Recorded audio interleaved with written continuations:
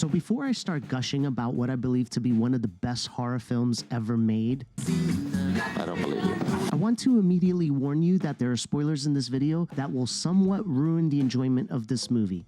You're serious. As much as I love you folks watching my video, I cannot stress this enough.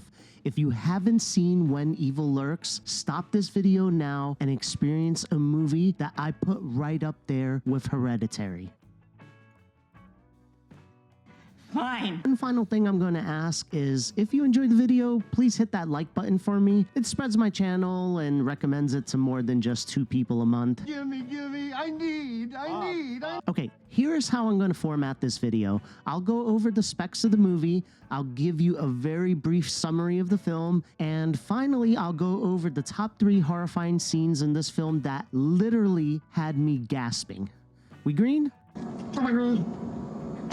So When Evil Lurks is a 2023 supernatural horror film written and directed by newcomer Demián Rugna. Now, this is a small budget movie and it takes place in Argentina, so there will be subtitles, which means you actually have to pay attention to this film. Reading is good. Can we start the story now? So if you can't stop looking at your phone during a movie, this will not be for you. I'll put the actors up on the screen. There are no Hollywood actors shoehorned into the film, and the cast all feel like they are from Argentina. Now, as I've said, this film is low budget, but do not, I repeat, do not let that fool you. The practical effects and even the CGI in this film are very well done, and I did not feel taken out of the movie at all. Stewie, relax. No, Brian, you keep that thing away from me. Now, I earlier compared this movie to Hereditary in terms of quality, and I stand by that. But whereas Hereditary had very little actual horror in the film and relied more on the fantastic writing and acting and directing and atmosphere, When Evil Lurks leans more into the actual horror, and let me tell you, some of the scenes in this movie will haunt you for many years. Oh, I'm so scared. We'll discuss them soon, I promise. The acting is fairly good, some more than others, but the 2 main actors who play the brothers in the movie did a pretty good job, and I felt for them. I didn't root for them, specifically because a lot of the choices they made were really stupid. Stupid! But for the most part, I did want them to succeed or win in the movie. Cinematography and direction is good. There's very little shaky cam, which I very much appreciate, especially for a low-budget movie. And when the horror hits, it hits hard, and this movie does not shy away from it. And finally, if you're in the United States, this movie is currently streaming on Hulu, so you can catch it there. So with the specs out of the way, I'm going to give you a very short summary of the film's plot, and then we'll go over those juicy scenes that are so well done that I didn't need to rewatch the movie to remember almost every detail. Oh, that does sound good. So the movie is about 2 brothers who go out to investigate gunshots that they hear, and they end up finding a mutilated body. They find some strange tools with the belongings of the victim and head to the nearest residence to investigate further. Living in a small shack is a grandmother and her 2 grandsons, one of which is possessed. Holy Jesus. What is that?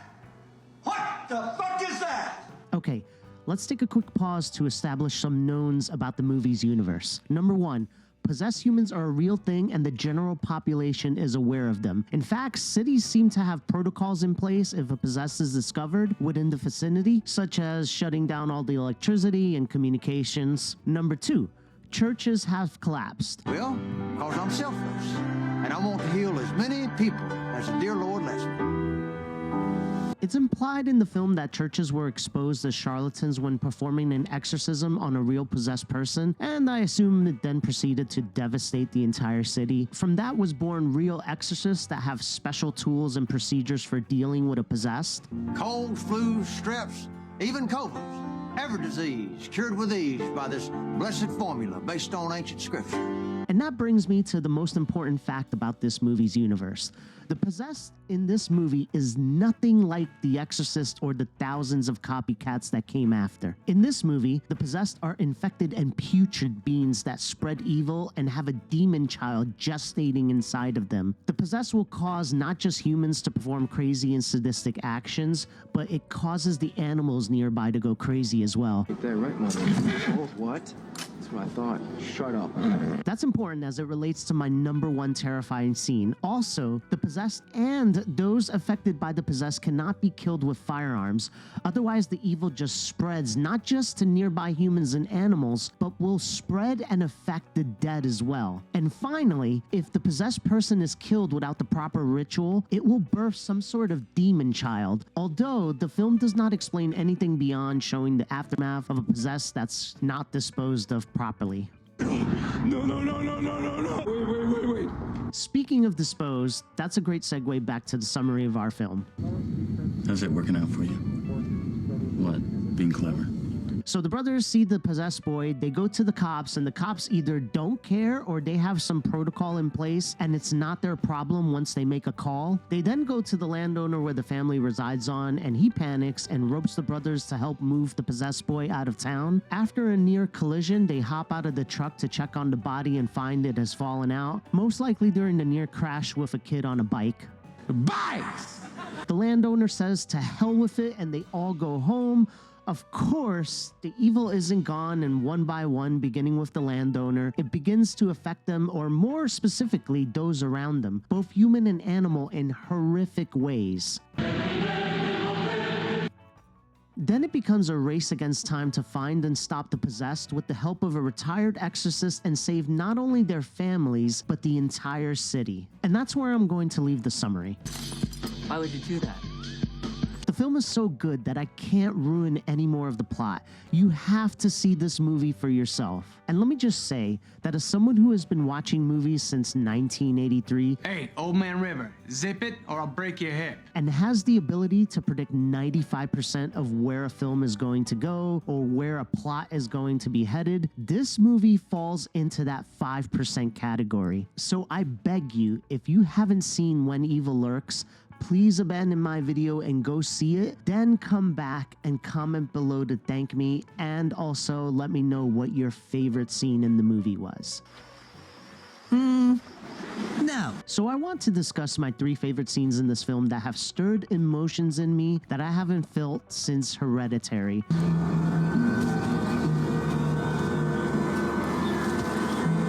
Now, that's not to say there are only 3 favorite scenes in this movie for me. There are actually plenty more that are seared into my brain. But for now, let's just go over my top 3. So, number 3 is the death of the landowner Ruiz and his wife.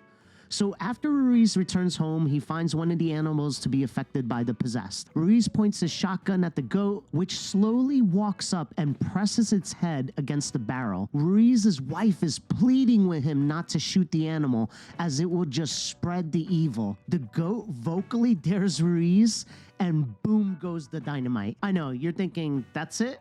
No. Immediately after, Ruiz's wife begins hacking Ruiz with a wood axe she grabbed earlier. After killing Ruiz, she turns the axe blade on herself and proceeds to hack her face. That's the scene that the iconic poster is based on, but what you may not be able to see in the poster is that Ruiz's wife is like 8 months pregnant. It's a devastating scene, really well done and so brutal and visceral. The camera doesn't turn away and you just see the hits come to her face, and they are just so rough. I honestly cringed in my chair when she was slamming the axe to her face, but oh man, so good. And it's so tragic because she pleaded with Ruiz not to shoot the goat for the sake of their family and their unborn child. But like most characters in this film, they all make the wrong choices in the heat of terror. Stupid! So this is going to be a mouthful, but number 2 is the discovery that Pedro's resurrected dead wife has already killed their child. So a little more context. Throughout the film, Pedro, one of the 2 brothers, is desperately trying to gather his family and run away from town before all hell breaks loose. He has an ex-wife with 2 young boys. He manages to wrestle the boys away from his ex-wife, but not before completely destroying his ex-wife's new family, her included. God bless you. You're too good to me. You really are.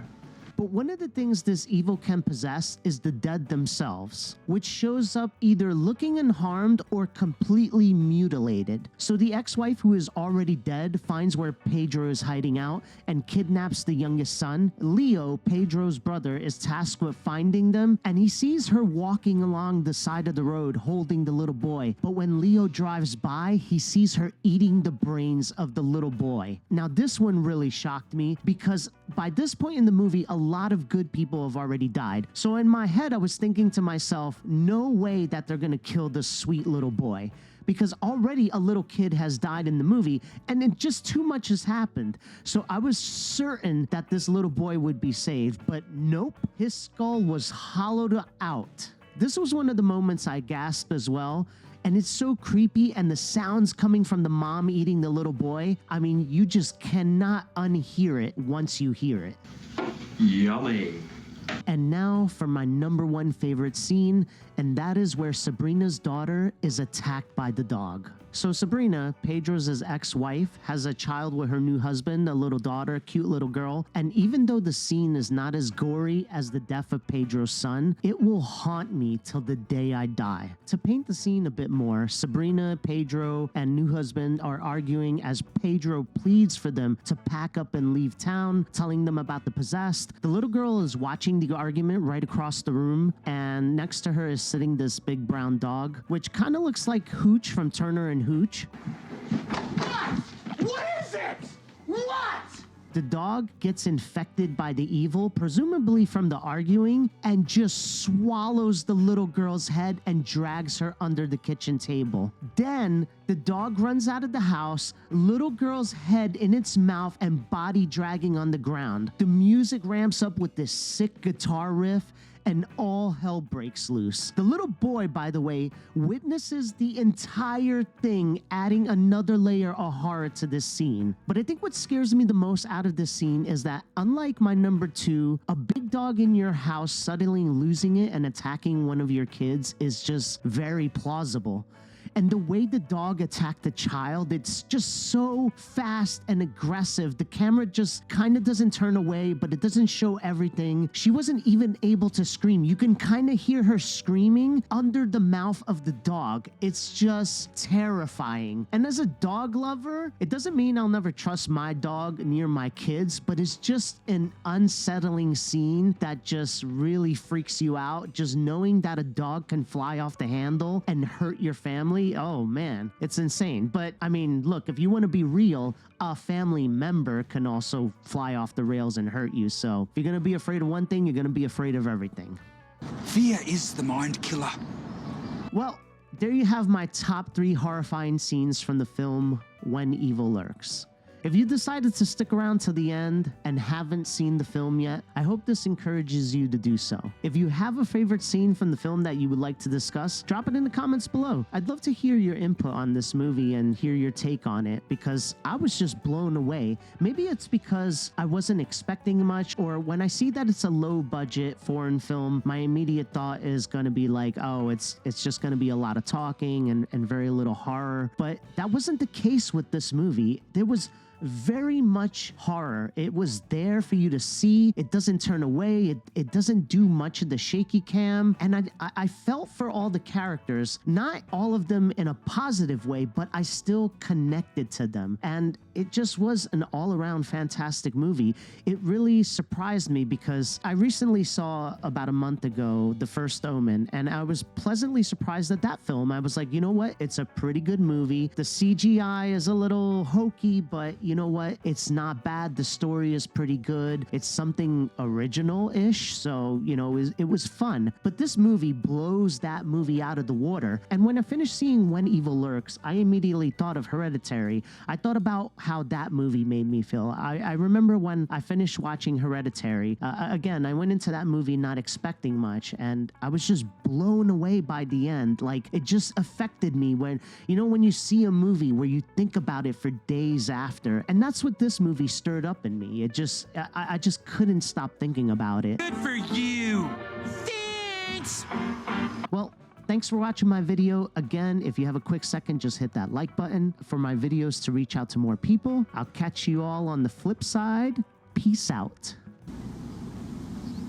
Peace out.